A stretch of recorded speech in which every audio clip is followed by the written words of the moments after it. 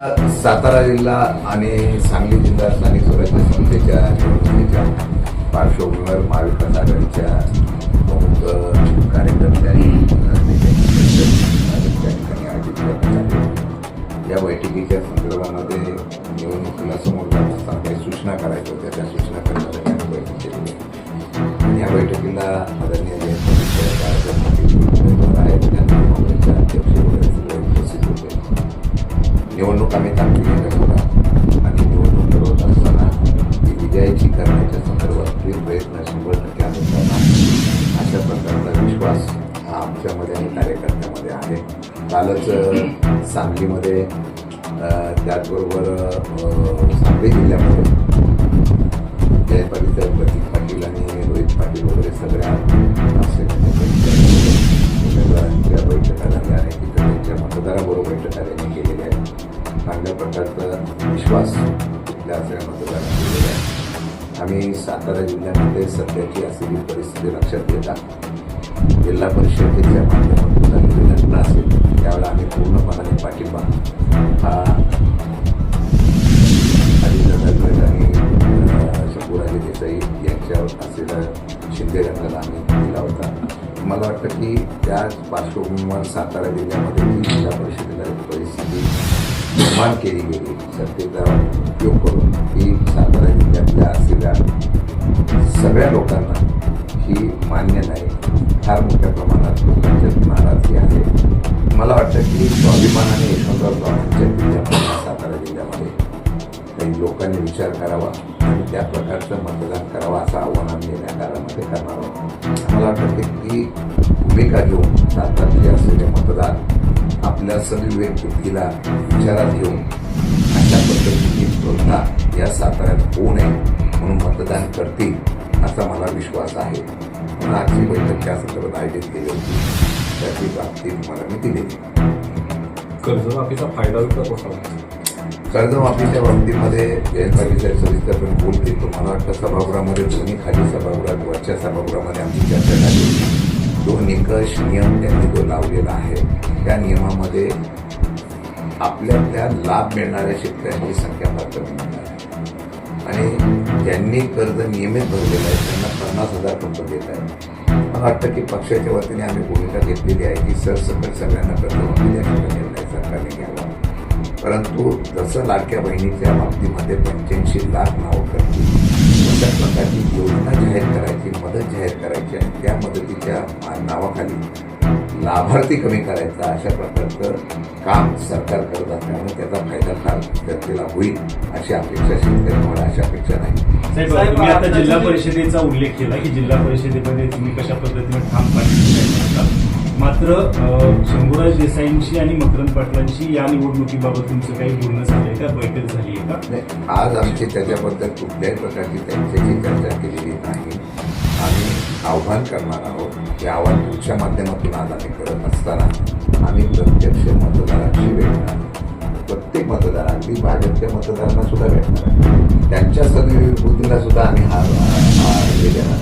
शेवटी काय, सातारा जिल्ह्यामधला एक सुसंस्कृतपणा आहे राजकारणात, तो यशवंतराव चव्हाणांच्या विचारात विचारला तो संस्कार टिकावी आणि हीच जर प्रथा वाढत गेली तर मग लोकशाही राहणार नाही आणि साताऱ्याचं नाव मागच्या खराब झालं होतं ते पाहू नये अशा प्रकारचं आव्हान आम्ही सगळेजण उमेदवार सकट आम्ही करणार। साहेब, आता जे जिल्हा परिषद शिवसेना असेल किंवा अजित पवार दोन्ही तुमच्या सोबत होते, आता प्रायमरी स्टेजला तर असं दिसतंय की युती म्हणूनच एकत्र लढतील अशी शक्यता वाटते। असं असताना आपले जे कार्यकर्ते हे तुमच्या सोबत राहतील का किंवा नेते मंडळी तुमच्याशी काय बोलतात का?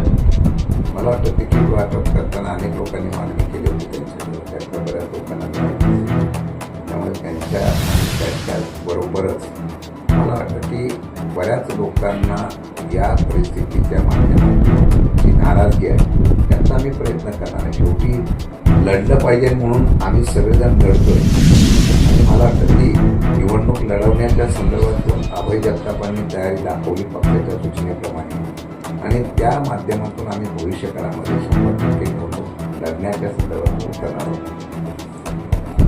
दिल्लीमध्ये कोकराझ जनता पार्टीचं आंदोलन झालं. त्यांच्यावरती पाकिस्तानच्या असलेल्या त्यांच्या कोकराझ जनता पार्टीचे आरोप केले. काय सांगतात? ते जनता पार्टी कुठे नाही, कोकराझ जनता पार्टी कॉक्रोच जनता पार्टीचं आंदोलन झालं ते. हां त्याच्यावरती अभिजित शेटके जे त्यांनी सोशल मीडियावरती कोकराझ जनता पार्टी काढली होती. आल्यानंतर अमेरिकेतून त्याने आंदोलन केलं. हे निमित्त आहे. परंतु जनतेमधला जो वर्गामधला जो आक्रोश आहे तो त्यांच्या माध्यमातून पाहायला मिळाला. लोकशाहीच्या माध्यमातून एखाद्या असलेल्या कोणी आंदोलन केलं त्याला लगेच वेगळ्या भूमिकेमध्ये न्यायचा प्रयत्न हे सत्तेमध्ये असलं भाजप करतात. त्यांना विरोध नकोच असतो. मला वाटतं की त्या जंतर मंतरवर त्यांना मिळालेला प्रतिसाद ही सुरुवात होती. त्याचा अर्थ आहे की केंद्रातल्या आणि त्यांच्यावर प्रचंड प्रमाणात नाराजी युवा वर्गामध्ये आहे आणि त्यांचे पडसाद ही सुरुवात झाल्यानंतर आपोआप याची व्याप्ती वाढेल. मी मागेही सांगितलं होतं उठाव हा भारतामध्ये 100% होईल आणि त्या उठवाची सुरुवात काही का होईना परंतु या देशातला योग करतोय ही त्याची एक प्रतीक आहे. आणि आत्ताची आज आमची बैठक झालेली आहे. तुम्ही कृष्णाकडे त्यांच्याशी सर्वांची हे जरा उशिराच पत्रकार परिषद झाली असं वाटत नाही, कारण उमेदवारीचा जाहीर होऊन बरेच दिवस झाले. त्यांना एकट्याला पत्रकार परिषद घ्यावी लागली आपली जनता दलांना. आणि दुसरी गोष्ट, ज्या पद्धतीनं भाजपनं याचं प्लॅनिंग केलं आणि मग पावर सगळ्या गोष्टी ज्या वापरल्या जाणार आहेत, तुम्ही कशा पद्धतीनं ताकीद उतरणार आहात का? असं आहे की पहिल्या प्रथम आम्ही पत्रकार परिषद घेण्यापेक्षा उमेदवारांनी स्वतःची पत्रकार परिषद घेऊन त्याची जी आहे कॅपॅबिलिटी त्यांनी दाखवलेली आहे. मला वाटतं तीच आम्हाला पहिलं त्यांना प्रेझेंटेशन करायचं होतं की उमेदवार आमचा किती सक्षम आहे आणि मला वाटतं की त्यांची जी कॅपॅसिटी आहे मला तो दिसून आला असेल. आज आम्ही बैठक घेतली. कालच मला वाटतं बाळासाहेब पाटलांनी सुद्धा कराडमध्ये ती बैठक घेतली होती. आदरणीय देशपांडे त्यांच्या असलेल्या सांगलीमध्ये बैठक घेतलेल्या आहे. आज इथं आम्ही बैठक घेतली सुरुवात करताना कार्यकर्त्यावर काही जबाबदारी टाकलेली आमच्या पण काय त्या उघड आम्ही करणार नाही. परंतु आज पत्रकार परिषद घेण्याचा एवढंच अर्थ होता की आज आम्ही तिघही सगळेजण नेते मंडळी एकत्र आल्यानंतर साताऱ्यामध्ये या प्रचाराच्या बाबतीत सुरुवात करतो आम्हाला संदेश द्यायचा. साहेब, सांगली आणि साताऱ्यामध्ये प्रतिसाद जो आहे तुम्ही आता बैठका वगैरे जे घेत आहे कशा